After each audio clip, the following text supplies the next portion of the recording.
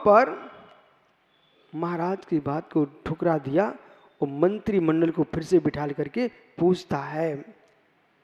देखो, अंदर दुख दुख न होती तो बार बार पूछता क्यों है? इस बात को स्वयं जानता मैं गलत करने वाला हूं। क्या रावण नहीं जानता था मैं गलत कर रहा हूं? पंडित था रावण, कोई सामान्य आदमी नहीं था। जितनी विद्याएं ज्ञानियों रावण को सिद्ध थी, उतनी विद्या आज तक कोई सिद्ध नहीं कर पाया। बहुत बड़ा विद्वान था, लेकिन विद्वता तभी तक चलती है जब तक वासनाएं नहीं सताती। सारी विद्वता एक किनारे हो जाती है, कोई काम की नहीं है।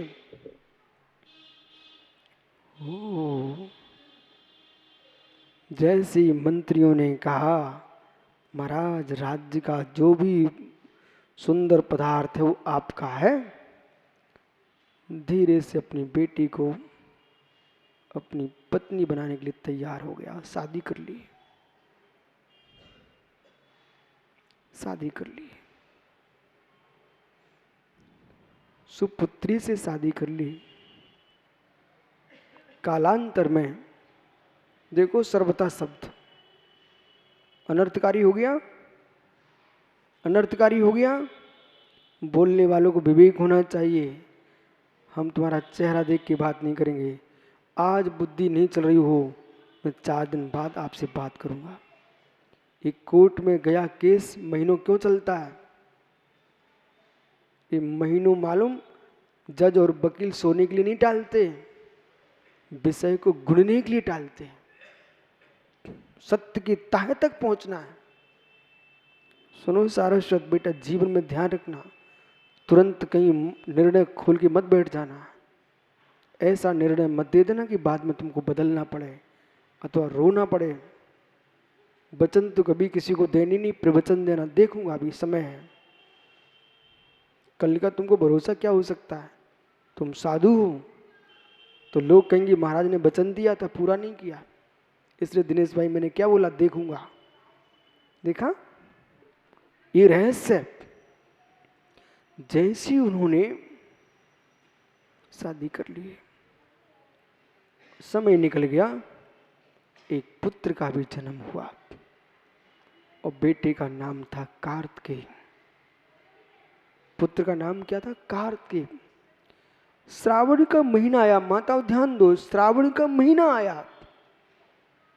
छोटे छोटे बच्चे, ये पुरानी परंपरा नहीं है, श्रावण में खेल खिलौने आते हैं।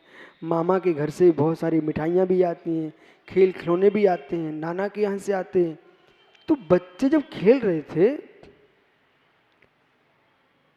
तो 8 वर्ष का कार्तिकेय भी बच्चों के साथ खेलने गया।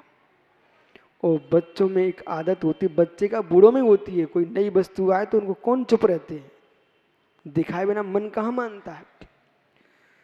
तो बच्चे आपस में कह रहे थे, देखो मेरे मामा के यहाँ से ये आया, मेरे मामा के यहाँ से ये आया।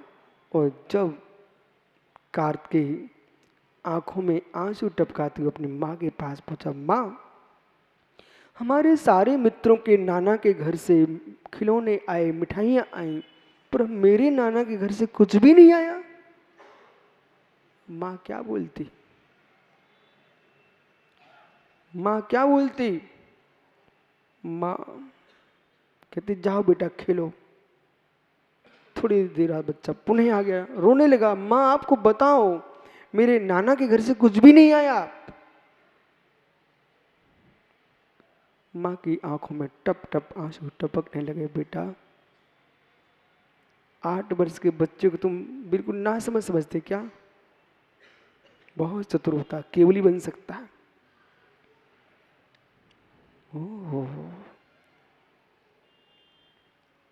जब जिद पड़ गया बालक,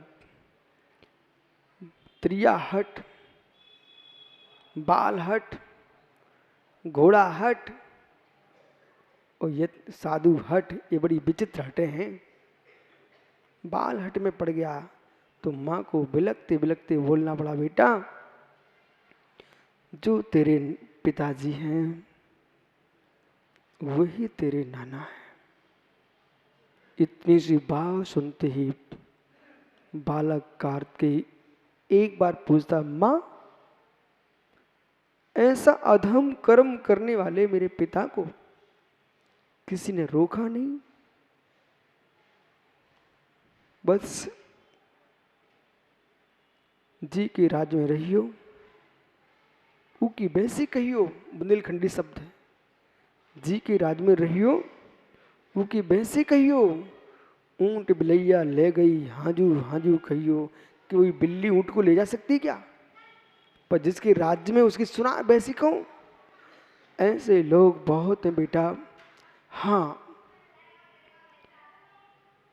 दिगंबर मुनिराज ने अवश्य कहा था कि राजन, अपनी कन्या पर, मां पर, बहन पर आपका कोई अधिकार नहीं है। तो फिर बोले बेटा, प्रक्षीण पुण्यम विनस्ति विचारणम, जिसका पुण्य क्षीण हो जाता है उसके विचार भी नष्ट हो जाते हैं। मेरे पिता को और तेरे पिता को इस दृष्टि से हम दोनों बहन भाई हैं।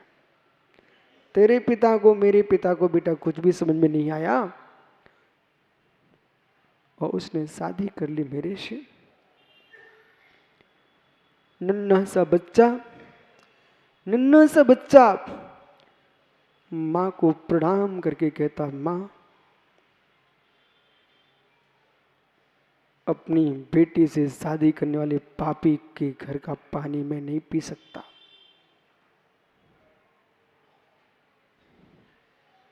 और बालक कार्तिकेय उसी क्षण मां से पूछता, जिन्होंने ये कहा था अपनी बेटी पर अधिकार नहीं होता, वे कहाँ हैं, मुझे उनके पास जाना है। वो बालक आचार्य परमेष्टि के चरणों में पहुंच गया। अल्प व्यय में जिन दीक्षा लेकर के कठोर अध्ययन किया शास्त्रों का, और वे ही कार्तिकेय स्वामी ये हैं जिन्होंने स्वामी कार्तप्रेक्षा नाम का ग्रंथ लिखा।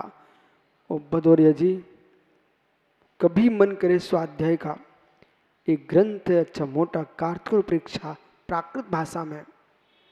ये उसी बच्चे का लिखा ग्रंथ है जो कि घटना से त्रसित था ना, वैराग्य से भरा था जीव।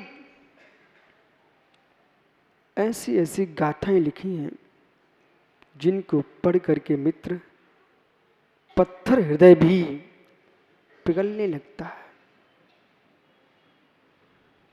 प्रत्येक मुनि को, प्रत्येक बैरागी को कार्तप्रेक्षा ग्रंथ का स्वाध्याय करना चाहिए। तत्वभवे किम शरणम धृत सुरंदन दिस्तु विलियो हरिहर ब्रह्मा दिया कालिल कवलिया जत्थ। ये गाथा यही कार्तिकेय स्वामी की है। जब अपने में लीन होते तो लिखते हैं, माँ रोकती है बेटा मैं तो हूं, तब बेटा कहता अपनी माँ से, माँ आपको बोध होना चाहिए, सिंह के मुख में गया मृग कब बचेगा। सिंह के मुख में गया मृग कब बचेगा, यमराज के मुख में गया मनुष्य कब बचेगा। इसलिए यमराज के मुख में जाने के पहले मैं धर्मराज होना चाहता हूं। बच्चे ने दीक्षा ली और एक गाथा लिख रहा था, तत्वभवे किम शरणम, उनका कौन शरण हो सकता है। जत्थ, वीरेंद्र पंडित जी आप तो मृत्युंजय विधान कराने बैठे हो, मित्र मेरी रक्षा हो जाए। पर कार्तिकेय स्वामी लिख रहे हैं, तत्वभवे किम शरणम, उसका कौन शरण होगा। जत सुरंदा दीस्तु बिलियो, देवों का स्वामी इंद्र का भी नाश होता है। हरिहर, इसी देश में हरि हुए, हर हुए, हरिहर ब्रह्मा दिया, हरि हुए, हर हुए, ब्रह्मा हुए, विष्णु हुए, महेश्वर हुए, जिनेश्वर हुए, हुए कहाँ हैं? कहाँ हैं बोलो? नारायण हुए, बलभद्र हुए, बलराम हुए, लेकिन कालेन कवलिया जत्था, इन सबको काल ने कबूलियत कर लिया। जब इतने बड़े बड़े लोगों को यमराज ने नहीं छोड़ा, तो हम लोग कौन से खेत की मूली हैं जो छूट जाएंगे यमराज से? अभी केरल में और कर्नाटक में बाढ़ आई पानी की, पंडित जी देखते देखते हाथी बह गया है। बेचारा खड़ा था हाथी, और खड़े खड़े धीरे से बेचारा गिर गया, बह गया हाथी। जिस नदी की बाढ़ में हाथी बह जाए, वहां खरगोश कहाँ बचेगा? बोलो ना अमित भाई, सुधानी मित्र। जिस नदी की बाढ़ में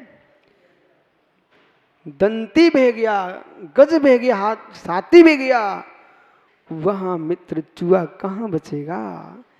ऐसे अहो चूहो, अहो मुस्को, अहो खरगोशो, जिस यमराज के मुख में चक्रवर्ती नारायण तीर्थंकर बलभद्र केशव सब चले गए, तो यमराज अपन को कहाँ छोड़ेगा? इसलिए उसके आने के पहले ऐसा कर लो जिससे फिर कभी यमराज के पास न जाना पड़े। सर्वथा सर्वथा। पूरी कथा सुन ली आपने। कथा हमने आपको कथा के लिए नहीं की है, कथा सर्वथा के लिए की है।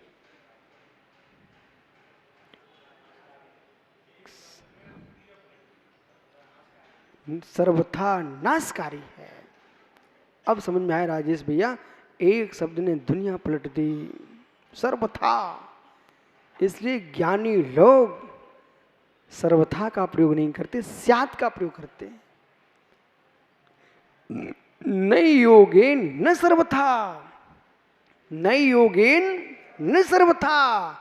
अब बोलो पूरी ताकत से, नई योगेन न सर्वथा, नई योगेन न सर्वथा। जो भी व्याख्या करो नए के योग से करो, न सर्वथा। यदि दिनेश को तुम पति मानते हो तो नए योग है, न सर्वथा। अपनी पत्नी की दृष्टि से मात पति है, बाकी किसी भी नारी का पति नहीं है। बराबर? नए योग है न सर्वथा। मेरे पास, और भदौरी जी आप तो देख रहे हैं, देश के त्यागी गण भी आपको दिख रहे हैं, अनेक विद्वान भी आपने भी गोष्ठी में देखे, आए कि नहीं आए? विभिन्न प्रांतों से आए। और श्रावकों, सामान्य ग्रस्तों को तो आप देखते हो लाइन लगी हुई है, आ रहे हैं। मेरे गुरु भाई भी तो आते हैं, अभी विशल भारती जी आए थे, और भी ब्रह्मचारी गण आए, ब्रह्मचारी बहनें आई। जब मैं इनको प्रायश्चित दे रहा था तो उन्होंने मेरे से कहा प्रायश्चित दो। तो उनसे मैंने इतने ही कहा, भैया मैं इनका गुरु हूँ, आपका गुरु भाई हूँ, आप प्रायश्चित गुरुदेव से लेना। उनको मैंने प्रायश्चित नहीं दिया। क्यों? शिष्यों को प्रायश्चित दिया जाता है, गुरु भाइयों को नहीं। हमारे गुरु हैं, आप उनसे प्रायश्चित लो।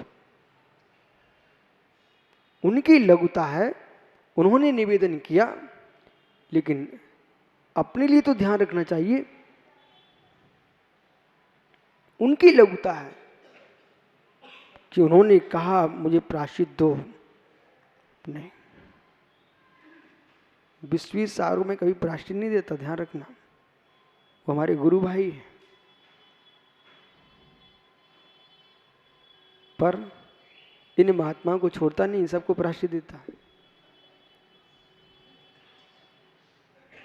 व्यवहार से, निश्चय से मित्र, चित्त शुद्ध आपका है तो प्रायश्चित की कीमत है, और चित्त शुद्ध नहीं तो प्रायश्चित की कोई कीमत नहीं। प्रत्युष भाई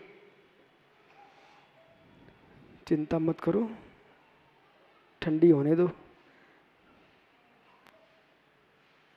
एक गाथा सूत्र पढ़ लो और जाओ। इस सर्वथा का निषेध करने के लिए गाथा आई हुई है, और ये गाथा परंपरा में चली आ रही है, गोमट सार कर्म कांड में भी लिखी हुई है।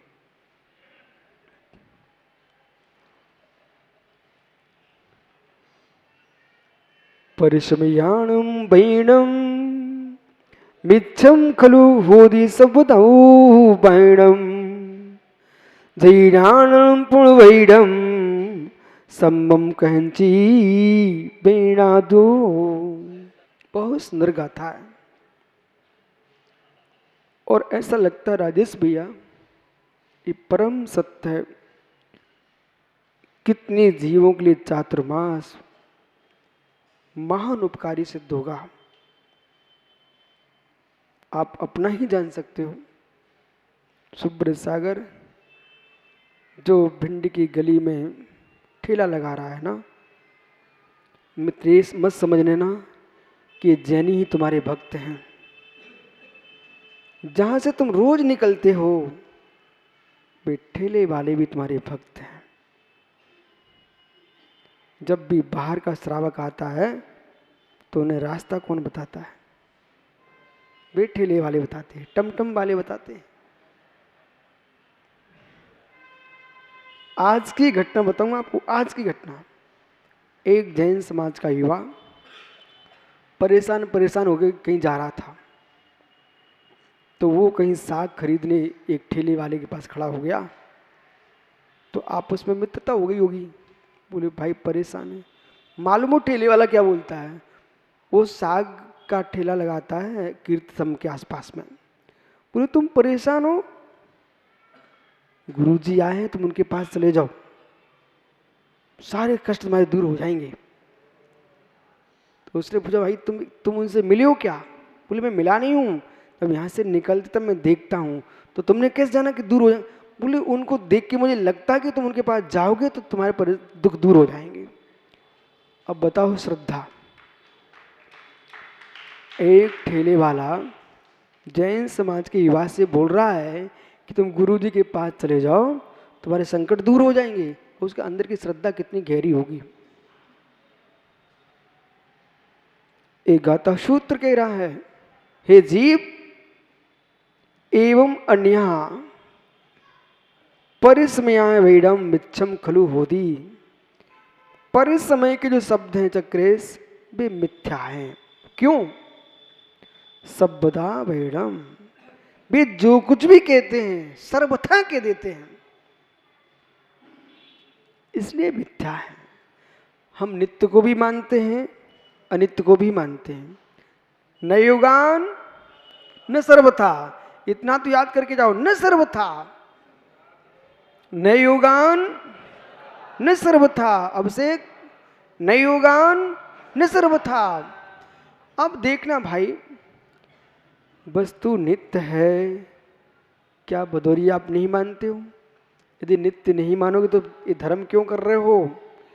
आत्मा नित्य है, अगले भाव में यही तो काम में आएगा धर्म, इसलिए कर रहे हो।